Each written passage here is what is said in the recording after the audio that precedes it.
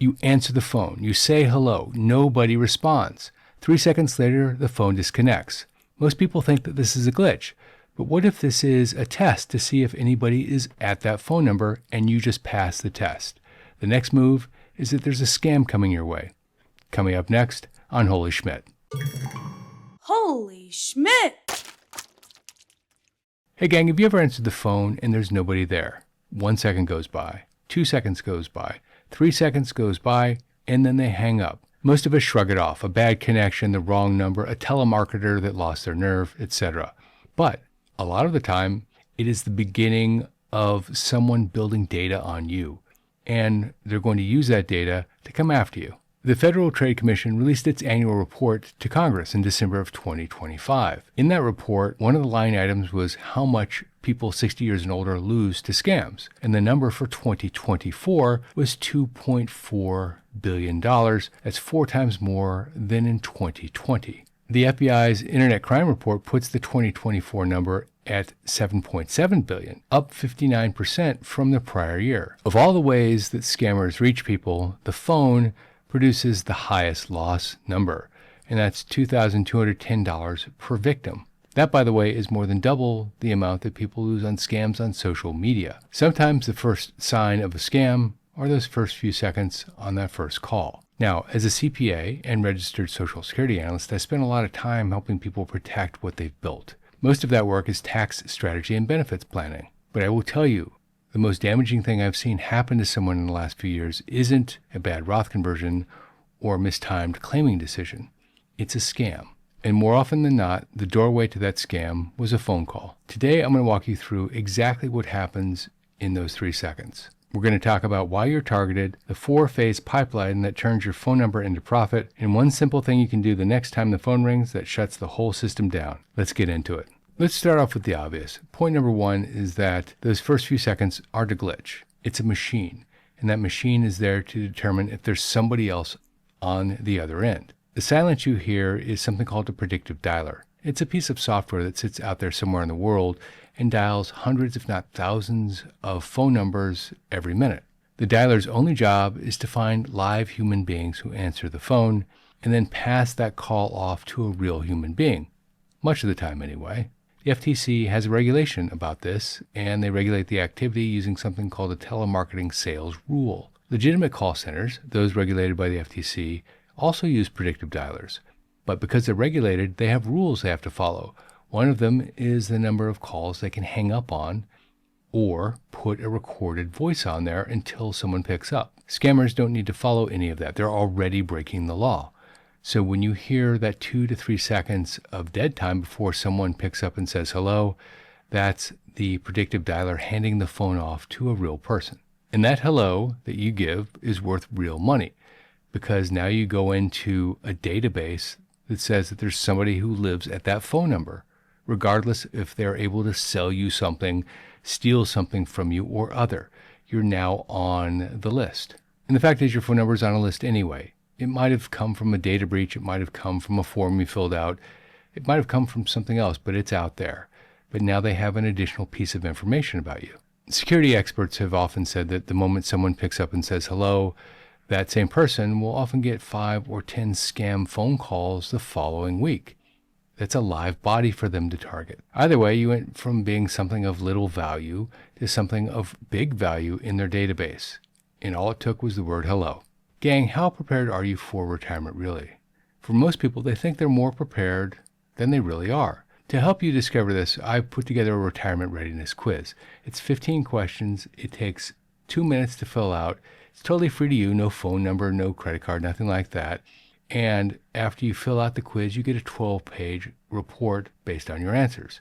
If this is of interest to you, then simply go to my website, holyschmidt.com/quiz, fill out the questionnaire, and you'll get the results instantly. Now, in order to help ensure you don't get scammed, you need to know exactly what they're doing, and there are 4 phases to their scam pipeline, beginning with that call. Phase 1 is what's called the blast. It's that tiny piece of software calling hundreds, if not thousands of people in a minute, and to be really clear, it's not a room full of telemarketers making the call. It's software. Phase 2 is what's called detection, and that's when the software hears something on the other end. You don't need to say hello. you can just clear your throat. All of a sudden, you are considered live. Phase 3 is the scramble. It's that 2 or 3 seconds between the time you say hello and the time someone is connected. And usually what's happening at that point is the system is scrambling to find a scammer to connect you to. And if they can't find one, the system just disconnects you. And you get put on a list as someone to call back later. Phase 4 is the profit phase of the pipeline. Your phone number has a lot more value. It can get sold in the underground for a lot of money, or they can execute a plan to try to separate you from your money. And one thing worth knowing about phases 2 and 3 is that it's safe to assume that whatever you're saying actually gets recorded. Background noise gets recorded. There's information in that 2 or 3 seconds that you might not know exists, but software does. The system is building a profile on you. Is there a baby in the background? Do you answer only in the mornings? Are you a morning person? Do you answer only in the evenings? That data is being collected. Now, earlier I said that there was $2.4 billion of loss for people aged 60 and older, according to the FTC. The FBI put it at $7.7 billion. Well, what's the difference? A lot of that has to do with what's reported, because people, particularly people who are older, sometimes get embarrassed and they don't report the scams. They just lose the money. And the fact is that $7.7 billion is an estimate. It might be low. It could be in the tens of billions of dollars. What happens next is a targeted impersonation. The Social Security Administration representative saying that someone else is collecting on your Social Security. The Medicare representative saying that you need a new Medicare card. The fake bank fraud alert saying that there's suspicious activity in your account. The fake Amazon alert saying that there's fraud in your account. Here's how the home run call usually works, because it follows the same pattern. The FTC has actually documented this pattern. The caller opens with a problem that feels urgent. Suspicious activity on your account. A warrant being issued in your name. A package from Amazon you didn't order. The goal is to spike your emotions fast before you can think it through. Then they offer a solution. Transfer the money before someone else gets a hold of it. Read the numbers on the back of a gift card to pay the fine. Meet a courier in the parking lot with an envelope of cash. Yes, it does happen. The FTC says very clearly that no real government agency, no real bank will ask you to do these sorts of things. If someone asks you to do this on the phone, you're not being helped, you're being robbed. And artificial intelligence just made this a whole lot worse. The FBI's 2025 report specifically called out $893 million in losses tied to what they are calling AI-related fraud. One of the biggest risks is something called voice cloning, where the scammer gets a hold of someone's voice. Even a few seconds of that voice is enough, and they use that to clone a family member's voice asking for help. Now, a 3-second hello probably isn't enough to clone someone's voice, but a further conversation might be. In February of 2024, the FCC ruled that AI-generated voice robocalls are illegal under the Telephone Consumer Protection Act. That rule exists for a reason. It's not a problem on the horizon, it's one that is here now. Now the defense. It's almost embarrassingly simple. The strongest defense is not answering unknown numbers at all, and we'll get to phone settings in a moment on how to do that. But if you do pick up, here is the next move. Answer, but don't say a word. Just wait. Put your phone to the ear and listen. A real person calling you, a friend, family member, the doctor's office, whoever, will say, "Hello, is there anybody there?" A predictive dialer generally will not. If they don't hear a voice on the other end, they'll often hang up. In that instance, if it plays out like that, you just beat the machine and you didn't have to do anything except for listen.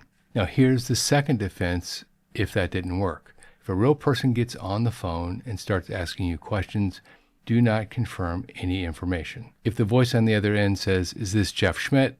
don't say yes. Say, "Who's calling?" If they claim to be from your bank, the insurance company, the IRS, the FBI, whatever, tell them you'll call them back. When you call them back, use the number on the back of your card or their official website. Don't use the number they give you, and don't use the number on caller ID, because those aren't legitimate numbers most of the time. And a real caller, a legitimate caller, won't mind one bit. The scammer will try to keep you on the phone and talk you into not doing that step. There's one other pattern I want to flag. It's the "can you hear me" flag. Sometimes they'll get on the phone and they'll say, "Can you hear me? Can you hear me? Can you hear me?" And what they're trying to get is a response from you like yes. Do not say yes. The FCC is citing situations where people are using the recorded yes to gain access to people's information that has voice identification. To be completely candid, the evidence on this seems a little bit thin, but still, why even take a chance if you don't have to? If you're going to respond, say something like, "I can hear you, who is this?" Same information, but they can't use it in the same way. Now, there are two settings on your phone that can stop this immediately. If you have an iPhone, go to Settings, Phone, and Silence Unknown Callers. If the person isn't in your contact list, it won't even ring. It will go straight to your voicemail, and a real caller will leave a message. A scammer won't. On most Android phones, open the phone app, tap the three dots in the corner, go to Settings, then Caller ID and Spam, and turn on the spam filter. The menu layout may be different for you depending on the manufacturer, but every major Android phone has this feature. Two more things. Register your number with donotcall.gov. That's the FTC's National Do Not Call Registry. It won't stop scammers because scammers don't care, but it will cut down the legitimate telemarketing noise so scammers stand out more. And if you do get a scam call, report it to reportfraud.ftc.gov. The FTC publishes the reported numbers every business day, and the phone carriers use that data to improve their blocking tools. Every report matters. Now, what do you do if you've been saying hello for years? Well, first of all, don't panic. You're not in the minority. A lot of people have been saying hello for years when they answer the phone. It doesn't mean that anything's actually happened. What it does mean is that you're probably on a few lists. Here's what I would do. First, check your bank and credit card statements over the last several months to see if there are any little charges, tiny little charges on there. Scammers often run tiny test charges before they try to charge something major through. Second, pull your free credit report at annualcreditreport.com. You're entitled to one free credit report from each of the three bureaus every year, and right now they're actually free every week. Third, and this is one I would consider not skipping, I do this myself, consider a credit freeze. Now, what's a credit freeze? First, it's free at all three credit bureaus, and it's reversible within 60 seconds if you have the right username and password. Even if the scammer has your social security number, a freeze means that they can't open a new credit card or loan in your name. Starting today, though, here's what you can do. When an unknown number calls, answer, then stay silent. Let the caller speak first. If it's a machine, the call will drop in a few seconds. If it's a real person, you lose nothing. Turn on Silence Unknown Callers on your iPhone or the spam filter on your Android. 3 minutes in your settings menu, and most of these calls never reach you. Next, freeze your credit report at Equifax, Experian, and TransUnion. It's free, fast, and it blocks the downstream fraud that follows a confirmed phone number. 4, share this video with a friend or family member who still answers the phone with a big smiling hello. A lot of them still exist. These scams specifically target people who are polite and friendly. That's their entire business model. If you like this video, check out that video, $120,000 stolen from our IRA, the ACATS scam exposed. Also, don't forget to take our quiz, get your free report. Go to holyschmidt.com/quiz. This is Jeff Schmidt, and I will see you in that video right there.